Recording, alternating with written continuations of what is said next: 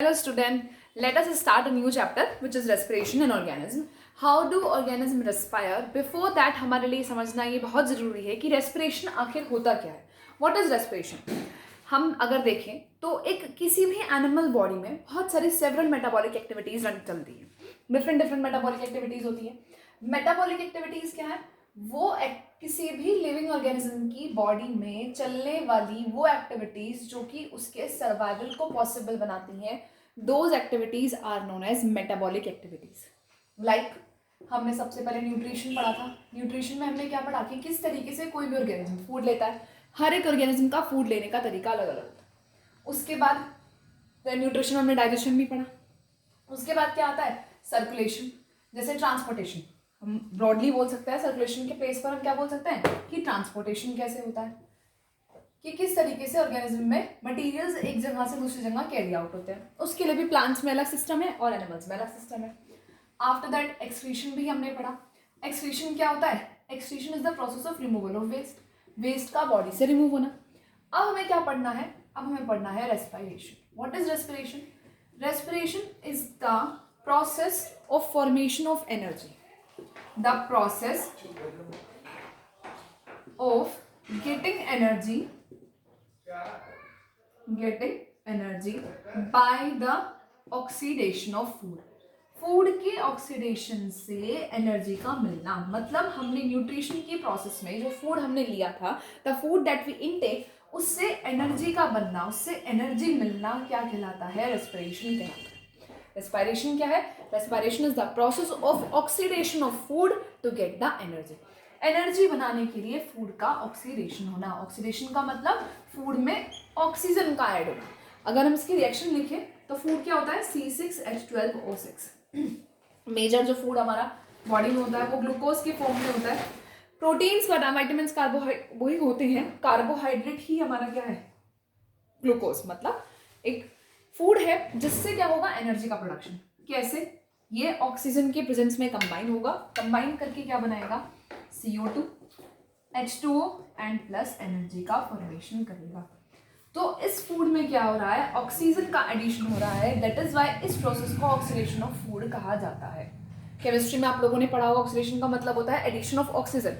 तो यहाँ भी फूड में ऑक्सीजन का एडिशन होता है एनर्जी के प्रोडक्शन के लिए. दैट इज व्हाई इस प्रोसेस को क्या बोला जाता है? रेस्पिरेशन कहा जाता है. रेस्पिरेशन दो तरीके से, दो पार्ट्स में होता है. एक होता है external respiration and the second one is internal respiration. What is external respiration? Internal respiration वो रेस्पिरेशन जो कि आउटसाइड द सेल होगा, सेल के बाहर होगा, वो हमारा एक्सटर्नल रेस्पिरेशन कहलाएगा. इंटरनल जो इनसाइड द सेल होता है, इनसाइड द सेल, सेल के अंदर जो रेस्पिरेशन होगा वो क्या कहलाएगा? हमारा internal respiration. External respiration is breathing. देखिए होता क्या है, पूरी ओवरऑल प्रोसेस हम समझते हैं. हमने फूड लिया, फूड हमारा डाइजेस्ट हुआ. डाइजेस्ट होने के बाद वो कॉम्प्लेक्स से सिंपल फॉर्म में कन्वर्ट होकर हमारी बॉडी में ट्रांसमिट हो गया. ठीक है, कोई प्रॉब्लम नहीं. ब्लड ने उसे पूरी बॉडी में ट्रांसपोर्ट कर दिया. मतलब पहले न्यूट्रिशन की प्रोसेस हुई, फिर ट्रांसपोर्टेशन हुआ, और जो अनडाइजेस्टेड फूड था वो बॉडी से बाहर निकल गया. हमारी सेल्स के पास अभी कैसा सिंपल फूड है जिससे वो एनर्जी बनाएगी. एनर्जी कैसे बनानी है? एनर्जी तब बनेगी जब हमारे फूड का ऑक्सीडेशन होगा. फूड का ऑक्सीडेशन होगा मतलब उसमें ऑक्सीजन ऐड होगी. ऑक्सीजन के ऐड होने के लिए क्या रिक्वायरमेंट है? अगर हमारी बॉडी में ऑक्सीजन होगी तभी तो ऐड होगी. अगर हमारी बॉडी ऑक्सीजन लैक करती है, मतलब हमारी बॉडी में ऑक्सीजन की डेफिशिएंसी है, देन फूड भी ऑक्सीडाइज नहीं होगा. तो उसके लिए सबसे फर्स्ट और सबसे क्रूशियल स्टेप हमारा होता है ब्रीदिंग, मतलब external respiration. That means respiration में सबसे पहला काम क्या होगा? हम एक्सटर्नल रेस्पिरेशन करेंगे. हम ब्रीद इन करेंगे एंड ब्रीद आउट करेंगे. O2 को अपनी बॉडी में एंटर कराएंगे और CO2 को बॉडी से बाहर रिमूव कराएंगे. That is known as external respiration. उसके बाद सेकेंड स्टेप आता है internal respiration. Once the oxygen reaches to the cell, एक बार ऑक्सीजन सेल तक पहुंच जाए उसके बाद ये रिएक्शन होगी है. कहाँ होगी? इनसाइड द सेल होगी. तो रेस्पिरेशन दो पार्ट्स में कंप्लीट होती है, एक एक्सटर्नल रेस्पिरेशन और एक हमारी internal respiration. Each and every organism have different means of respiration.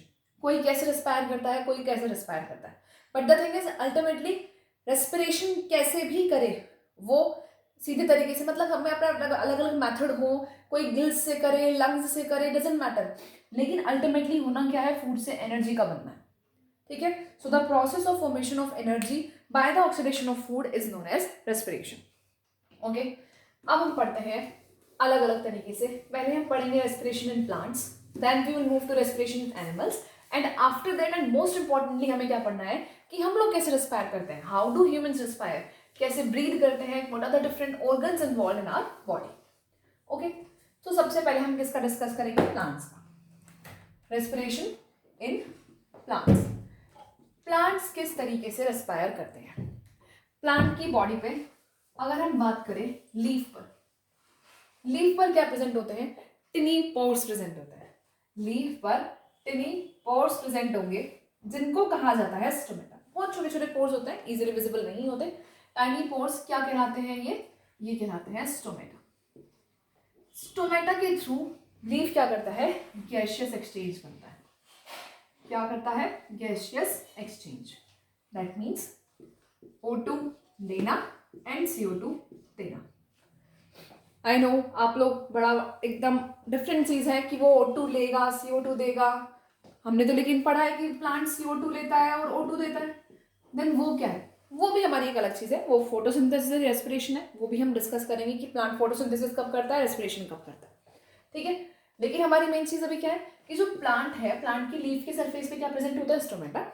Stomata क्या कराता है, गैसियस एक्सचेंज। कैसे होता है, स्टोमेटा में दो बीन शेप सेल्स प्रेजेंट होती हैं जिनको हम गार्ड सेल्स बोलते हैं। ये क्या है, दीज आर गार्ड सेल्स। यहाँ हमारा इसके चारों तरफ क्या प्रेजेंट होती है, सब्सिडरी सेल्स होती है, मतलब इसको कवर करते हुए सेल्स, मतलब आसपास की जो नॉर्मल सेल्स होती है उनको सब्सिडरी सेल बोल देते हैं। सेंटर पे जो हमें ये नजर आ रहा है, this one, this is stomatal pore. Stomatal pore होता क्या है, जो ये गार्ड सेल्स है वो स्टोमेटल पोर को, suppose this is stomatal pore, ये सेंटर पे पोर है, ये इस तरीके से बंद होंगी, पोर अब ओपन क्लोज हो जाएगा, देन ओपन क्लोज ओपन, इस तरीके से स्टोमेटल पोर ओपन क्लोज होता रहता है। और जैसे ही वो ओपन होगा तो यहाँ इस टाइम पर गैसेस एक्सचेंज करता है। तो एक तो तरीका क्या है प्लांट का, लीफ के सरफेस पे जो स्टोमेटा प्रेजेंट होते हैं उससे रेस्पिरेशन करना, उससे एक्सचेंज ऑफ गैसेस करना। सेकेंड मेथड क्या है, plants also respire through their roots. Root से भी रेस्पिरेशन करते हैं। प्लांट क्या करता है, जो उसकी रूट्स होती हैं और सॉइल पार्टिकल के आसपास, अगर हम देखें ये हमारा ये हमारी, हाँ इस तरीके से रूट्स हैं प्लांट की, ठीक है। और उसके आसपास क्या प्रेजेंट है, सॉइल पार्टिकल्स प्रेजेंट है। सॉइल पार्टिकल के बीच में जो एयर ट्रैप्ड रहती है, प्लांट क्या करता है, उस एयर को सिंपली ले लेता है। जो यहाँ पर एयर बीच बीच में सॉइल पार्टिकल के बीच में एयर ट्रैप्ड होगी, वो सिंपली उस ऑक्सीजन को ले लेता है। इसीलिए अगर कभी होता हो ना कि जैसे हम प्लांट लगाते हैं, प्लांट लगाने के बाद अगर उसमें वाटर हम ज़्यादा दे दें, अगर हम वाटरिंग ज़्यादा कर दें तो प्लांट ग्रो नहीं कर पाता। उसका रीजन क्या है, उसका रीजन ये है कि जब हम उसमें वाटर फिल कर देते हैं ना, मतलब वाटर लॉगिंग कंडीशन आ जाती है। वाटर लॉगिंग कंडीशन मतलब जब पानी बहुत ज़्यादा भर जाता है तो जो ये बीच की एयर है ना, जहाँ पर सॉइल पार्टिकल के बीच में एयर थी, उसको वाटर फिल अप कर देता है, मतलब वहाँ पे ऑक्सीजन की कमी हो जाती है। That is why roots respire नहीं कर पाती, रेस्पायर नहीं करेंगी तो वो ग्रो नहीं कर पाएंगी, एनर्जी नहीं मिलेगी उनको। तो एक तो तरीका क्या है, लीफ के सरफेस पे जो स्टोमेटा प्रेजेंट होता है उससे रेस्पायर करता है, और रूट्स के थ्रू भी वो रेस्पिरेशन करता है। सबसे इंपॉर्टेंट चीज हमारी यहाँ पर ये समझनी है, चलो ठीक है रूट्स के थ्रू रेस्पिरेशन कर रहा है, लीव्स के थ्रू रेस्पिरेशन कर रहा है, बट सबसे इंपॉर्टेंट चीज है ये क्या है। हम तो पढ़ते आए हैं स्टार्टिंग से कि जो प्लांट है वो CO2 लेता है और O2 देता है, बट अब ये क्या हुआ, उसने O2 लिया और CO2 दिया, ऐसा क्यों। तो होता ये है, plants respiration as well as photosynthesis दोनों प्रोसेसेस करता है, मतलब प्लांट रेस्पायर भी करता है और फोटोसिंथेसिस भी करता है। इट्स जस्ट दैट कि उसमें रेस्पिरेशन कंपैरेटिवली कम होती है। देखो दो प्रोसेस है हमारी, एक होती है फोटोसिंथेसिस। फोटोसिंथेसिस क्या है, फूड का बनना। कैसे, प्लांट CO2 इन लेगा, इनटेक करेगा CO2 का, और ऑक्सीजन क्या होगी, आउट होगी, ठीक है। लेकिन रेस्पिरेशन क्या होता है, रेस्पिरेशन में प्लांट्स O2 इनटेक करते हैं एंड CO2 क्या करते हैं, रिलीज करते हैं। दोनों चीजें कर रहा है। डे टाइम में प्लांट फोटोसिंथेसिस भी करता है, रेस्पिरेशन भी करता है। नाइट का कॉन्सेप्ट अलग है, नाइट का हम बाद में जाएंगे, पहले हम डे टाइम में बात करते हैं। प्लांट ने फोटोसिंथेसिस किया, CO2 ले लिया, O2 रिलीज कर दिया।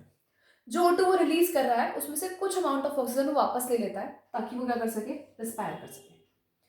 प्लांट ने CO2 ली, O2 रिलीज कर दी, उसमें से कुछ अमाउंट ऑफ ऑक्सीजन उसने वापस ले ली, अगेन CO2 रिलीज करी, जो CO2 रिलीज करी वो मैक्सिममली वापस ले ली।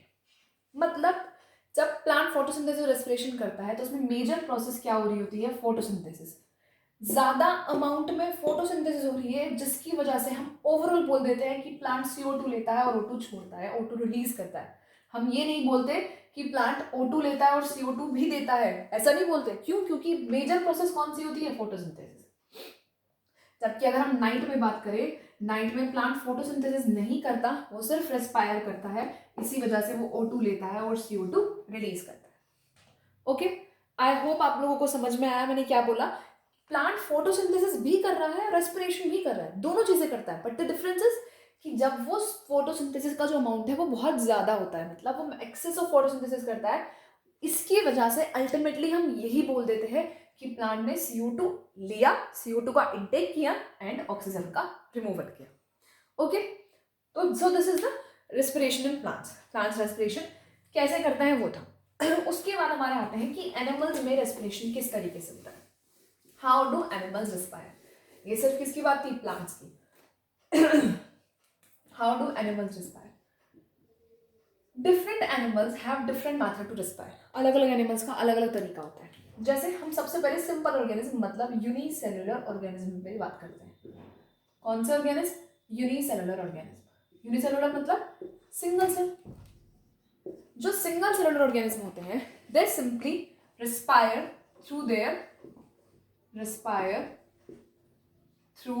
Their body surface. सिर्फ और सिर्फ अपने बॉडी सरफेस के थ्रू रेस्पायर करते हैं। मतलब ये अमीबा जैसे सबसे बेस्ट एग्जांपल अगर हमें समझना है ना कभी भी सिंगल सेल का, तो अमीबा का समझना है। रिप्रोडक्शन पढ़ो तो अमीबा समझो, हमेशा सिंगल सेलुलर में बहुत इजी होता है समझना। एक सिंगल सेल है, छोटा सा एक ऑर्गेनिज्म है, उसमें एक ही सेल होती है, उसको न्यूट्रिशन भी अपने आप ही करना है, रेस्पिरेशन भी अपने आप करना है, ट्रांसपोर्टेशन भी अपने आप करना है, तो सिंपलेस्ट ऑर्गेनिज्म अमीबा की ये बॉडी है। अमीबा की बॉडी सिंपल डिफ्यूजन से, डिफ्यूजन क्या है, movement of substance from its higher concentration to lower concentration. Substance का मूवमेंट कहां से, हायर कंसेंट्रेशन से लोअर कंसेंट्रेशन में क्या कहलाता है, डिफ्यूजन कहलाता है। मतलब हायर कंसेंट्रेशन जहां पर वो ज्यादा है, ज्यादा वाली जगह से कम वाली जगह में जाना क्या कहलाएगा, डिफ्यूजन। सिंपल सी बात है, नॉर्मल सी चीज है। हमने क्या लिया, हमने दो कंटेनर्स लिए, एक में वाटर ज्यादा है, एक में वाटर कम था, उसको दोनों को वाटर पाइप से हमने कनेक्ट कर दिया, तो वाटर ज्यादा वाली जगह से कम वाली जगह में मूव करेगा, और जब दोनों में इक्वल हो जाएगा तो वो मूवमेंट बंद हो जाएगा। तो वही होता है, एयर में ऑक्सीजन ज्यादा थी, ठीक है, और अमीबा की बॉडी में ऑक्सीजन की कमी थी, तो ज्यादा वाली जगह से ऑक्सीजन का सिंपली बॉडी सरफेस के थ्रू मूव करना क्या कहलाएगा, डिफ्यूजन। सो जितने भी हमारे यूनिसेलुलर ऑर्गेनिज्म, अमीबा, पैरामीशियम, ये किससे रेस्पायर करते हैं, अपने बॉडी सरफेस से रेस्पायर करते हैं। उसके बाद हमारा नेक्स्ट वन आता है इंसेक्ट्स में। अगर हम बात करें बॉडी होल्स के थ्रू रेस्पिरेशन, जो इंसेक्ट्स होते हैं उनकी बॉडी पर स्मॉल होल्स प्रेजेंट होते हैं। जैसे स्टोमेटा थे हमारे लीफ के सरफेस पे, जस्ट लाइक दैट इंसेक्ट की बॉडी पर भी स्मॉल होल्स प्रेजेंट होते हैं जिनको स्पाइरिकल्स कहा जाता है। What we call that, spiracles. These are holes.